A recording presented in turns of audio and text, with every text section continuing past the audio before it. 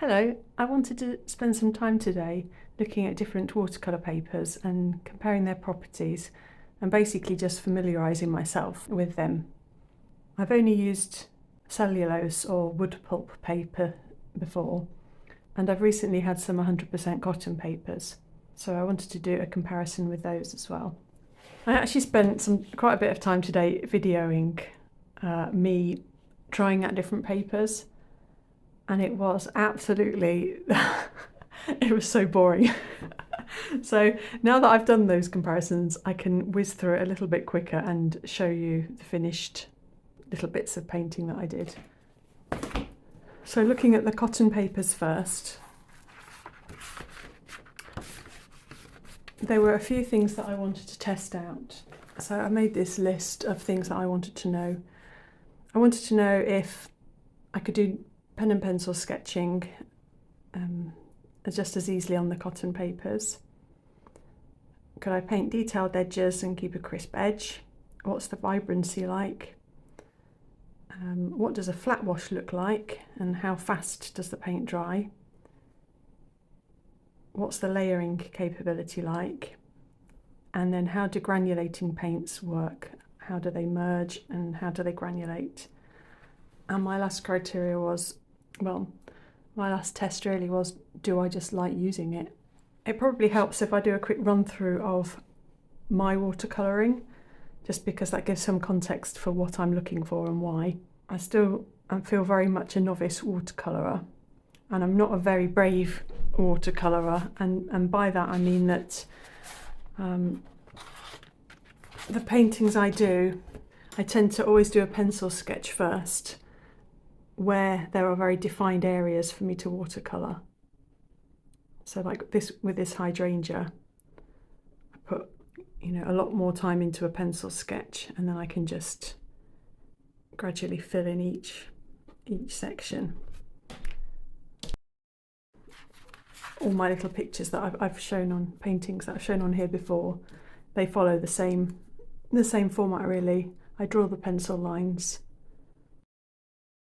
and then they're just filled in with one layer of paint without them really touching or mixing very much.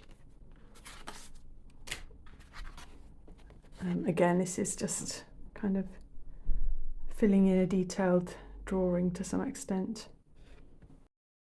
Oh, that was my favourite books. I was just painting a bookshelf. And then the granulating watercolours.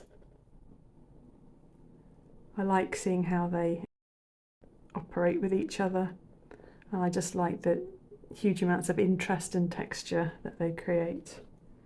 I know, that's a looser thing. So for my test, I wanted to paint a couple of granulating rocks or blobs and see how the granulating colours play with each other. Draw out a little pencil sketch with some finer details to paint around, and see how I got on with that. Then I also wanted to paint a flat wash. Partly this was to see how well the paint lifted, but partly I used a flat synthetic brush and really kind of scrubbed away at it a bit just to see how durable the paper was. And then my last test was it didn't really go very well. What I did was paint one circle and then paint extra layers on top once they dried. I just wanted to see what the dry on dry was like.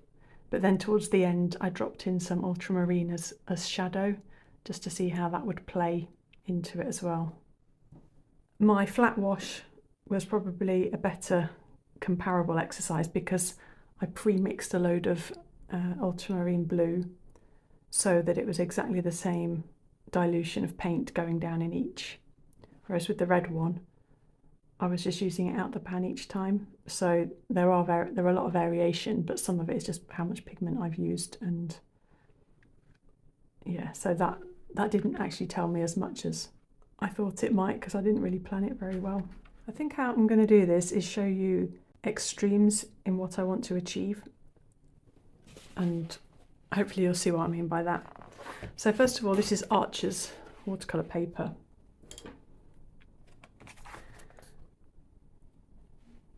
You can see that, so for this wash area, I used this lovely Princeton Aqua Elite brush, and I did 4 bands across and then an extra band at the bottom, just to see what happens when you've got more concentrated paint in one area. And it distributed beautifully, and where I had the extra pigment, that spread up nice and evenly as well.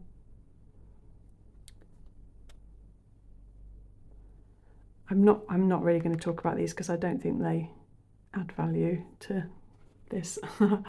The granulating watercolours, again, they kind of distributed quite evenly. Although you have got some granulation, there wasn't that much play in the colours. And then for the little sketch, I managed to paint it, but I really struggled with the paintbrushes that I normally use. So normally for something like this, I'd use a silver black velvet brush, which is a very soft brush that comes to a good point. And I really disliked trying to paint on this paper with a soft brush. I ended up switching to a Perla Escoda synthetic brush that is quite stiff and has a lot of snap and holds its point, and that was the only way it could cope with the rough texture of the surface. It was almost like this paper drags at your paintbrush, and my softer brushes just couldn't cope with it. So I managed to achieve crisp lines, but it took more effort and a different brush. So then at the other end of the spectrum, out of all the pulp papers, I've tended to gravitate to Canson XL paper.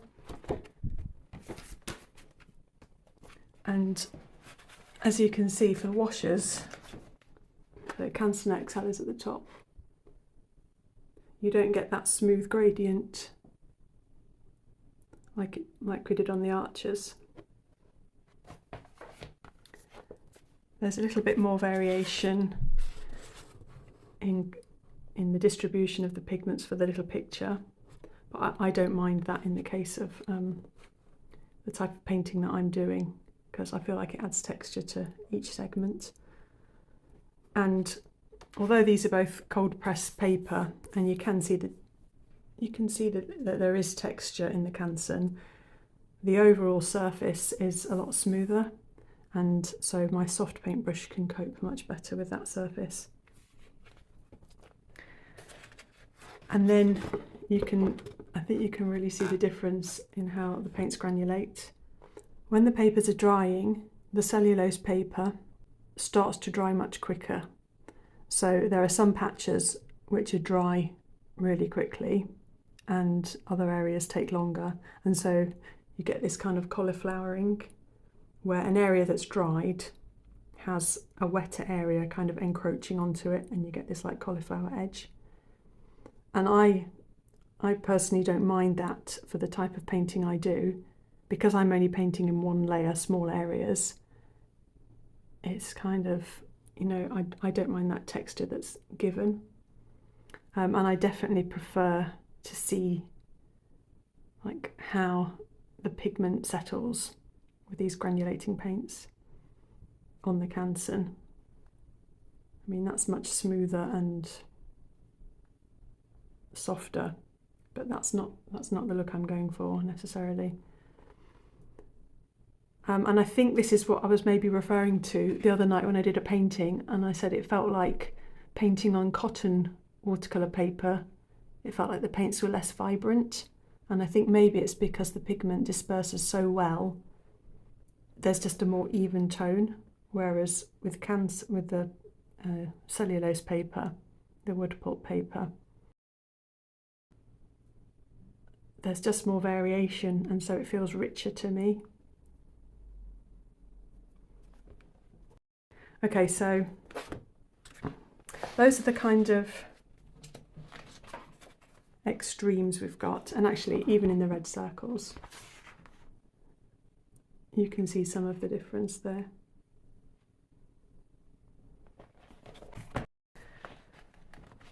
So I'll quickly talk through the other papers that I tested, but fitting them in kind of in between this kind of spectrum. So the Etchr paper, which is 100% cotton, I felt like it fell somewhere in between the Archers and the Canson XL. It had nice distribution of the pigment, but there was still a little bit more, there was more variation. There were little bits of cauliflowering here, and yet with the granulating watercolours I think it was probably closer to the Archers than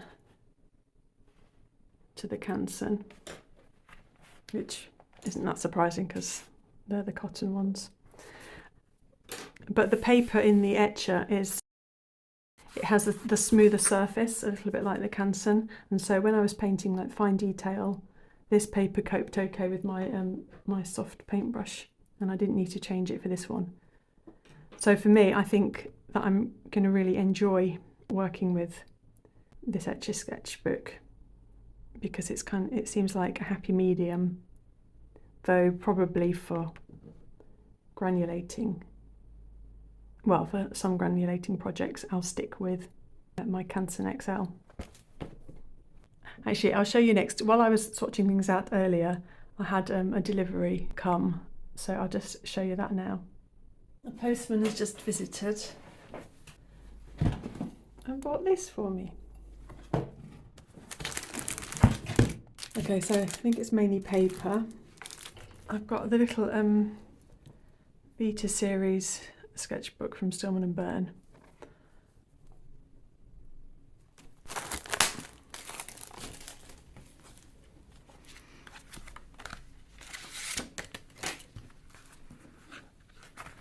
So yeah, it's the same, it's lovely thick paper. It's got a little bit of texture and it's the pure white. I think there are 5 or 6 different Stillman Burn in this kind of range. Yeah, that's really nice. And then I also thought I'd try out some of the Stonehenge paper. So these are 100% cotton as well. So there's the Etchr line. So I've got Etchr cold press, the Etchr hot press, and then just call it white. So I guess maybe mixed media, more suitable for wash perhaps. So it is a cotton paper, but it says especially good for coloured pencil. So yeah, have a play around with those. Okay, so this is cotton paper, but it's thinner than that slider. It's thinner than regular watercolour paper, but I thought that this looked like a nice kind of stress-free type of pad that I don't need to be too precious about. They're not they're not that expensive. I think maybe 12 or 13 pounds. But I just think the edges and the texture of it looked lovely to do kind of expressive, you know, bold strokes. And so yeah, I really like that one. Then I got a replacement for my quinacridone rose, and this is just another replacement as well.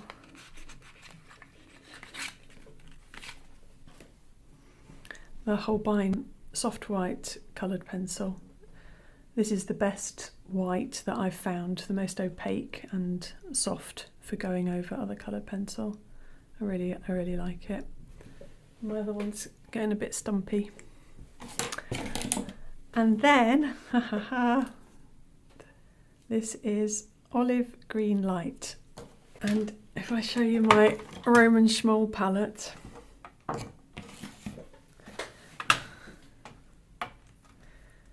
this is to fill the gap here. Look, it's even written in Olive Green Light. I'd bought 2 phthalo greens by accident, and so I'd miscounted.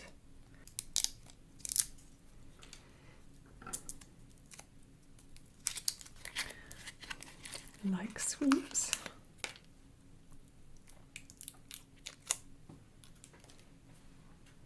Yay! There we go. Okay.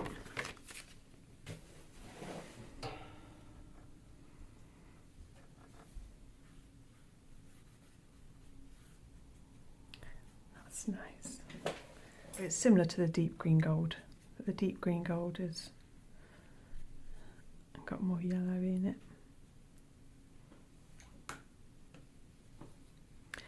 But it's more yellow than the Hooker's green. So I was just looking for a nice in-betweeny one. I've noticed this colour up in the cliffs actually. I'm not sure which plant it is, but it'll be great for that. So yeah. Oh, it's all filled in and nice. Fill it in on the swatch sheet as well.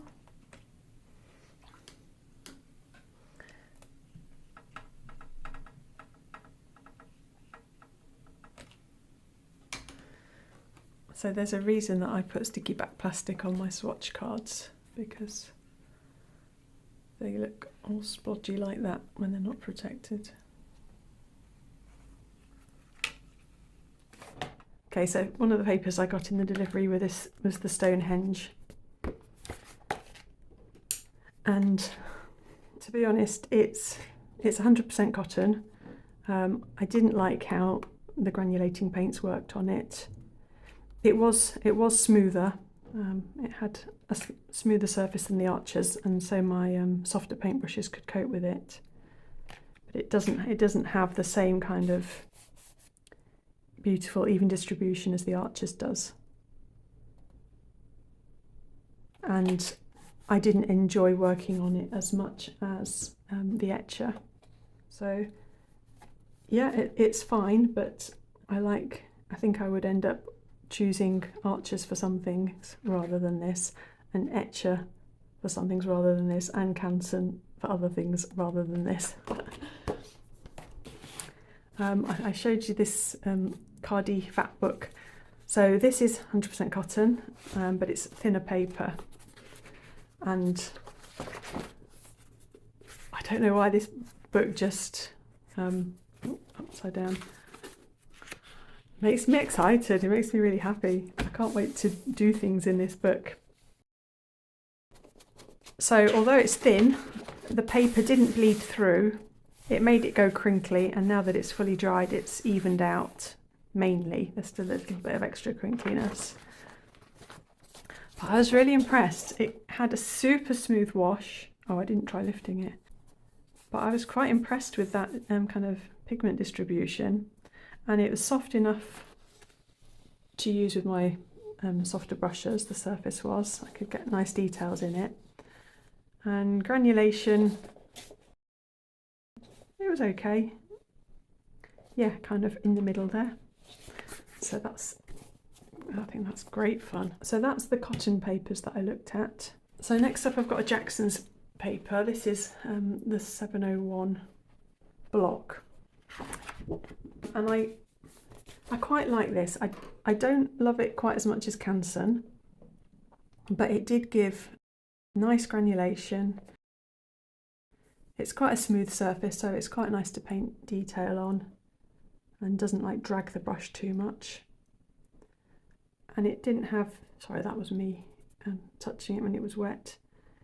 And it wasn't too bad for the dispersion either, probably better than the Canson. So yeah, I'd say that's a pretty decent cellulose watercolour paper.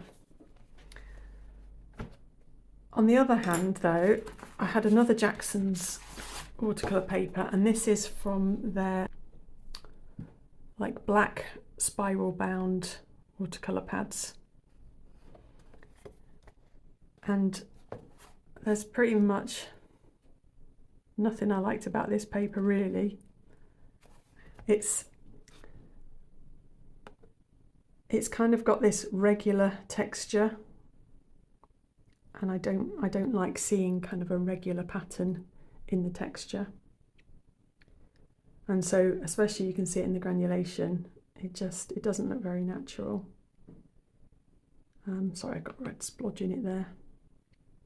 Like I said, that's not a very useful exercise. So yeah, if you're getting Jackson's like budget range, then definitely the 701s.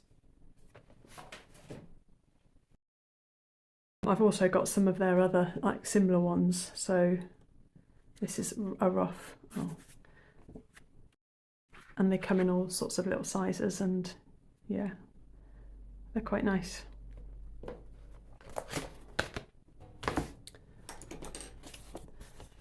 Now this is some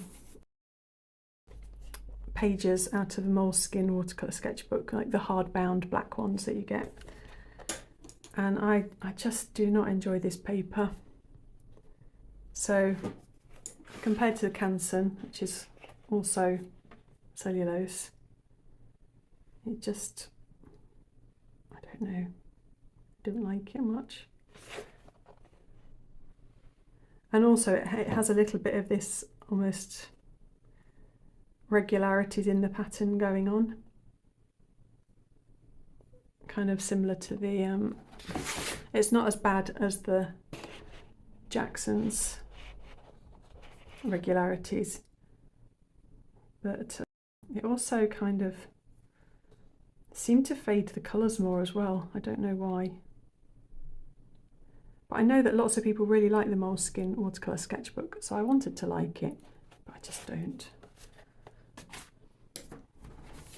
And just by way of comparison, so after I decided not to use the Moleskine anymore, and I just used it for swatches and things, I switched to the Seawhites one, which you probably, well, if you've seen any of my other videos, it's one I use fairly frequently. And it's cheaper than Moleskine, and I think it's nicer. So if I just show you the Moleskine ones again. Sorry, I smudged that one there. Okay, so that's the granulation, and that's the wash. Oops. Oh yeah, that's not entirely useful, but and this one I smudged, so I think it would have been nicer down in this area as well. I don't like it as much as the Canson XL, but for a sketchbook it's suited me fine, and you know, it's taken the watercolours that I've done pretty well. It doesn't go through or anything like that. And then the last thing that I wanted to show you isn't a watercolour paper as such. This is what I got today in my Jackson order. It's the Stillman Burn Beta series, and I found a trial pack with like their different series, a sample of each, and I think the Beta series is probably the closest to watercolour paper that there is. It's nice and thick, and actually I was really pleasantly surprised with how it granulated.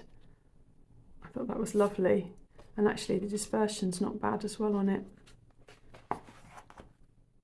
And then just to comment on wear and tear, this Beta series Stillman Burn was this was pilling up. I don't know, just breaking down the surface the most quickly. The Canson, actually, I've never noticed it before when I've worked with it, but that started, there were little bubbles coming, that started breaking down relatively quickly as well. But I've never actually painted on it in that way, so I haven't noticed it. And actually the Etchr's, I was surprised. The Etchr was less durable than the other cotton papers, and I started to get some like little bits coming off. So I think my conclusion for all of these papers are that it kind of depends what you want to paint. It depends how you paint, what your painting style is. I am excited to get to know cotton paper better, and I can see how my style of painting might change in response to it, because I'm wondering if, like, my style of painting, i.e. little blocks of one layer of colour, I'm almost wondering if subconsciously that's developed because I was adapting to the paper that I had. And if now I know that I've got paper that can do different things, I will layer more and try different things. So I think going forward, I'm definitely going to enjoy using the Etchr sketchbook. I'm a little bit scared of the Etchrs, but I'm also keen to try out different things with it. And I will definitely carry on using the Canson and my Seawhites sketch pad. Obviously this is no way representative of all the watercolour papers out there, so it's probably not that helpful for you. This is more for me just to learn from. But with this little, I'll just show you one thing before I go. With this little Etchr series pad from Stillman Burn, I've got this old dog walking pouch. I was like, ooh, I wonder if I could fit a very small watercolour setup into that. So I'll just show you quickly what's in here. I can fit a phone in. So here's the nice little A6 Stillman Burn book. So impressed with the thickness of this paper in a book this small. In the front pocket I've got tissues for dabbing the brush and a brush. Then I've got the portable painter micro, and I've got my granulating watercolours in the Nomadic Artist.